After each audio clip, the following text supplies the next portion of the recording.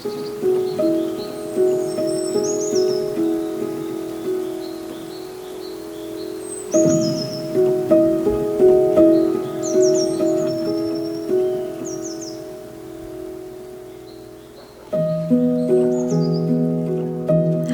and welcome back to the garden. It is July and the summer is getting so hot. Things are starting to wind down, but there are still a few things in bloom. Unfortunately for these, I left them out in the sun and they literally melted. Won't make that mistake again.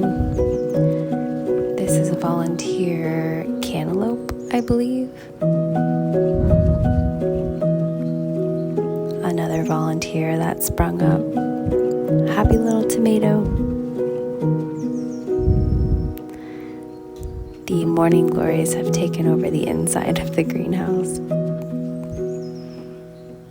And one last little gardenia. The watermelons are starting to trellis up. And the tomatoes have pretty much stopped production for the summer. The cucumbers are still going strong. And the echinacea is struggling a little bit. This bed is a bit of a mess. The cucumbers have taken over, but there's a few peppers left that are still hanging on.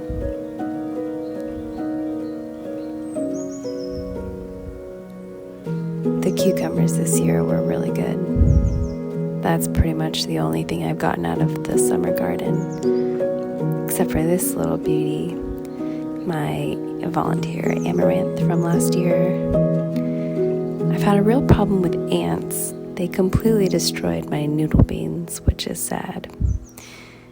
And this tall grass vetiver has taken over my flower bed. I did manage to snag a blood orange tree, though, that I'm really excited about. And the tansies are doing great. Actually, so great that I might move them out to the front where they'll have more room to spread out. And then there's this little guy. I don't know how he's surviving in the summer, but he's there. The herb garden is looking lush and a little wild, but I kind of like it that way. Here's my patch of stinging nettles. Really excited about that one. Let's see if you can see all the little prickies. Constantly in awe of this pineapple sage with all of its variegation. So pretty. And this is probably the last blackberry that I picked this year. Somehow this yellow pear tomato has been doing really great. It's probably the only one. But look at it go. They're kind of funny looking, but they were yummy. There's still more and more. And I'm still picking out a few onions for the year. I planted them late, so they're a bit small, but I'm just happy to have them.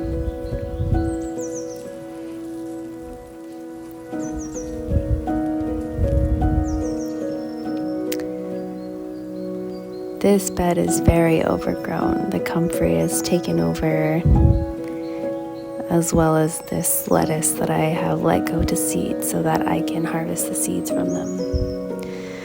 This bed has a little bit of everything. Ugh, these have been my worst nemesis. This bed's also winding down for the summer.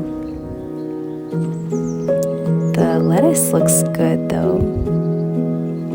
And surprisingly, I still have a few squash plants. Usually the borers get to those before I can harvest anything, but we'll see what happens. My little peach tree, it's got some brown spots, but I think I fixed that. And this is the other side of the pepper bed. It's still a bit wild. And then this bed, which I just need to rip out all of these volunteer plants.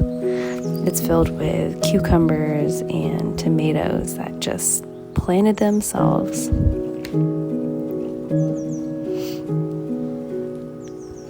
This tomato bed is wild.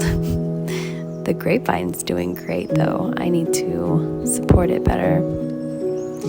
This tomato bed didn't quite make it. I may rip all of these out. But there's some beets in there. Kind of forgot about those. And some of these tomatoes are doing a weird thing where they get cinched in the middle. I don't know what's up with that. I found this little surprise garlic that I did not plant there. It must have just grown from a clove I threw out. More lettuce that I'm going to harvest. And here's me harvesting little seeds. So I just pulled off the little buds and then pried them open and got the seeds out from inside.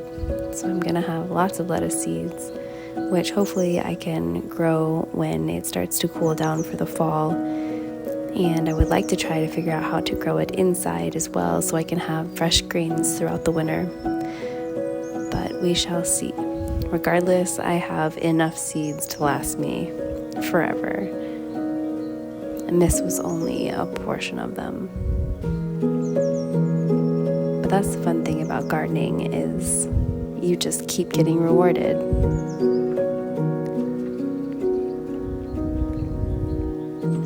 Thank you for watching. I hope you had a wonderful July